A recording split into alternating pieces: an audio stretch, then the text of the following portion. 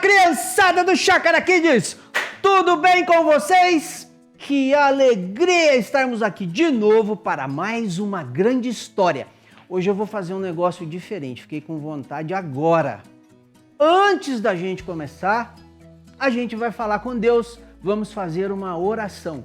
Então endireita o corpinho, senta direitinho aí, fecha os olhos para a gente orar. Vamos orar então?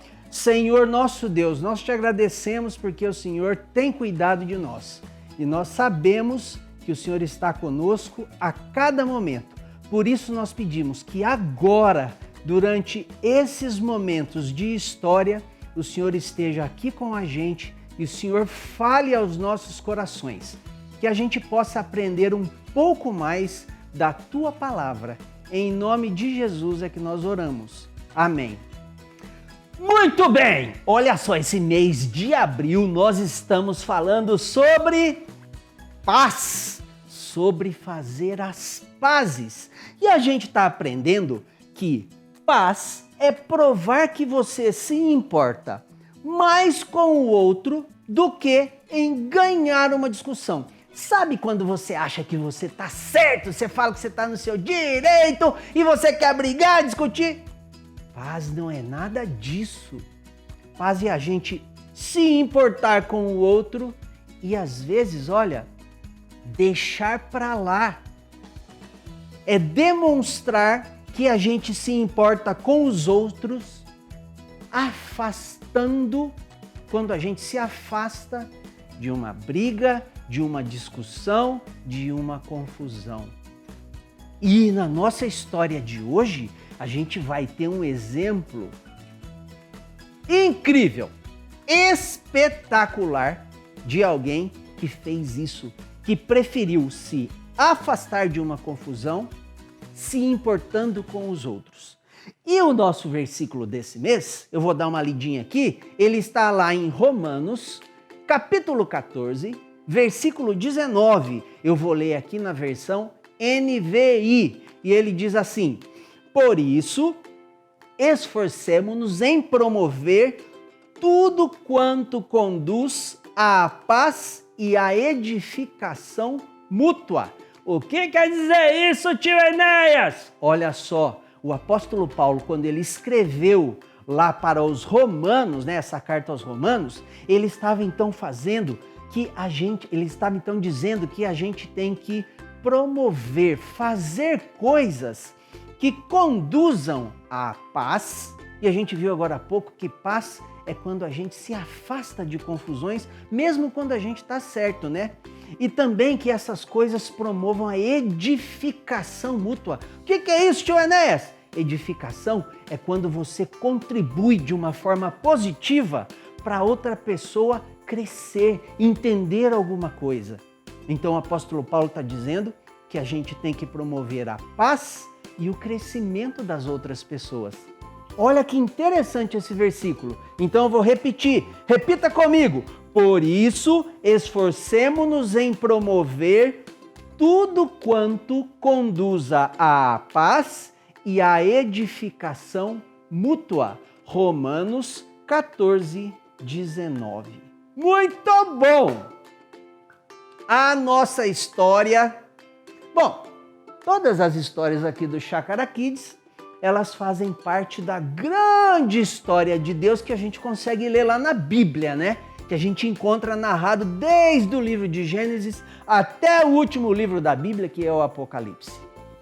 E nessa grande história de Deus, a gente então tem exemplos de homens e mulheres que foram usados por Deus para cumprir o seu plano na história aqui na Terra. E a gente fica sabendo como é que eles desempenharam os seus papéis tão importantes para que essa história acontecesse e para que a gente possa aprender hoje, né? E aí, tem um personagem da Bíblia que, nossa, a gente já falou tanto desse cara aqui no Chácara Kids, né? Que é o Abraão. E Deus fez uma promessa muito especial para o Abraão e depois ele renovou essa promessa para o filho do Abraão, que é o Isaque. E eu vou ligar o meu celular aqui para eu ler aqui na Bíblia que eu tenho no celular. Está lá no livro de Gênesis, capítulo 26, no versículo 4. A promessa que Deus fez para Abraão e que depois ele renovou essa promessa para o Isaac. Olha o que Deus falou para o Isaac. Presta atenção, garotinho e garotinha. Tornarei seus descendentes tão numerosos quanto as estrelas do céu, e lhes darei todas estas terras, e por meio da sua descendência, todos os povos da terra serão abençoados. Imagina só o Isaac escutando isso direto da boca de Deus. Que a descendência dele, ou seja, a família, os filhos, os netos, iam ser tão numerosos quanto as estrelas do céu. Imagina só quando você olha para o céu à noite, aquele monte de estrelinha. Deus estava falando, olha, rapaz, você vai ter mais parentes do que aquele monte de pontinho brilhante lá em cima. Imagina só que loucura! E mais importante do que isso, falou que todos os povos da terra seriam abençoados por causa da família dele. Nossa, Isaac deve ter ficado muito feliz. E isso fez com que ele se transformasse numa pessoa temente e próxima a Deus. Aí, sabe o que aconteceu? Muito bem. O Isaac estava lá, morando entre os filisteus. Os filisteus eram um povo lá não muito amigo, sabe? Do povo de Israel. E aí, naquela época lá, aconteceu uma grande fome. Teve uma fome, sabe? E o Isaac estava lá com a família dele e Deus abençoava o Isaac. Olha, as coisas do Isaac davam certo. Onde o Isaac tinha um poço cavado, tinha água. E é lógico que aí as plantas que o Isaac plantava floresciam. O gado dele estava bom, gordinho. E aí sabe o que aconteceu? Os filisteus começaram a ficar com inveja dele, começaram a criar caso, e aí eles foram lá, primeira coisa, eles sujaram todos os poços do Isaac, sujaram toda a água ficou impura, imprópria para beber, e aí foi aquela maior confusão. E aí, o rei dos filisteus, ele se chamava Abimeleque. O Abimeleque falou assim para o Isaac, o nome dele é esquisito mesmo, né? Abimeleque. O Abimeleque disse assim para o Isaac, olha Isaac, eu acho melhor você ir embora daqui. O pessoal tá meio com ciúmes de você, eles estão meio com inveja. E outra coisa, você tá ficando muito poderoso, sabe? Você tá com muitos empregados, muitos rebanhos, olha, é melhor você ir embora. Bom, o Isaac, ele tinha tantos homens, tantos funcionários, que ele poderia até, se ele quisesse, entrar em guerra, em luta pelas terras onde ele vivia. Sabe o que ele fez? Ele escolheu a paz. Então, Isaac e a família dele, eles pegaram... Você já fez mudança alguma vez, garotinha? Hein, garotinho? Sabe, tem que empacotar tudo, coloca na caixa, fecha a caixa, passa fita adesiva, põe uma caixa em cima da outra, põe no caminhão. Naquela época não tinha caminhão, de certo era em cima do camelo, do jumento. E aí foi aquele monte de gente, aquele monte de coisas, as tendas, tudo desmontado, foram para outro lugar. Esse outro lugar é uma terra onde o avô do Isaac, o pai do Abraão, já tinha vivido.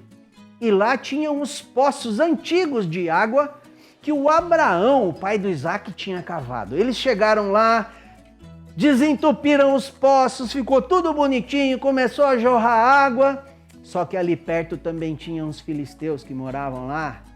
Ai, gente, vocês não vão acreditar. Sabe o que aconteceu? Os filisteus foram lá de novo e começaram a discutir com eles, dizer que aquelas terras não pertenciam a eles, que a água era dos filisteus. Sabe o que o Isaac fez? Mais uma vez, o Isaac escolheu a paz, mesmo ele tendo razão, mesmo ele estando certo. Novamente, eles empacotaram tudo, eles fizeram a mudança e eles foram para outra região. Eles estavam num lugar chamado Vale de Gear. E aí eles foram para outra terra ainda. Olha, gente, vocês não vão acreditar.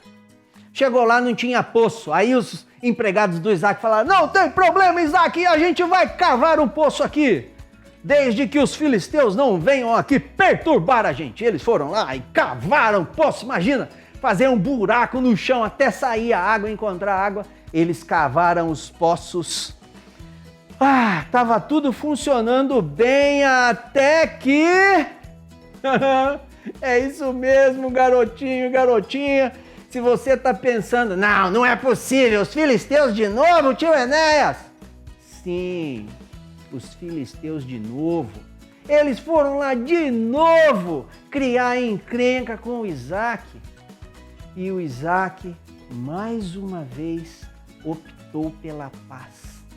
E eles novamente empacotaram todas as coisas e se mudaram para outro lugar, que também eles tiveram que cavar poços novos e começar tudo de novo. Aí passou um tempo, estava tudo em paz. Um dia, sabe quem foi visitar o Isaac? Chuta aí, vai, dá um palpite aí, garotinho. Garotinha, imagina quem foi lá. Sim. Dessa vez não foi nem o povo, não, sabe? Foi o rei, o Abimeleque. Lembra que eu falei dele, o rei dos filisteus? Foi lá falar com Isaac. Aí você já deve estar pensando, não é possível, de novo não. Ai, gente, olha que coisa incrível que aconteceu. Eu vou ler para vocês. Isso está lá em Gênesis, no capítulo 26, nos versículos 28 e 29. O Isaac viu o rei Abimeleque, mais um grupo de pessoas chegando, ele já deve ter pensado, meu Deus, de novo? Não, vou ter que mudar de novo, eu não aguento mais. Ele perguntou então, vocês vieram aqui me mandar embora de novo? Olha o que eles responderam, vou ler aqui no livro de Gênesis. Eles responderam, presta atenção, garotinho e garotinha, olha a resposta do rei. Vimos claramente que o Senhor está contigo. Por isso dissemos, façamos um juramento entre nós, um juramento, uma união, vamos combinar um negócio. Isso que o rei estava falando. Queremos firmar um acordo contigo. Tu não nos farás mal, assim como nada te fizemos, mas sempre te tratamos bem e te despedimos em paz. Agora sabemos que o Senhor te tem abençoado. Olha, gente, que coisa incrível! Isaac não brigou, ele tinha razão se ele quisesse brigar, se ele quisesse lutar pelas terras. Ele não fez isso 1, 2, 3 vezes, ele decidiu se mudar para promover a paz. E isso que ele fez em algum momento tocou no coração do rei Abimeleque. E o rei percebeu que Deus estava com ele, com Isaac e toda a sua família. E ele foi lá querendo fazer um acordo com o Isaac, porque ele chegou até a ficar com medo. Ele falou, nossa, Deus está com Isaac, imagina se a gente fizer alguma coisa de mal com ele, Deus vai nos castigar.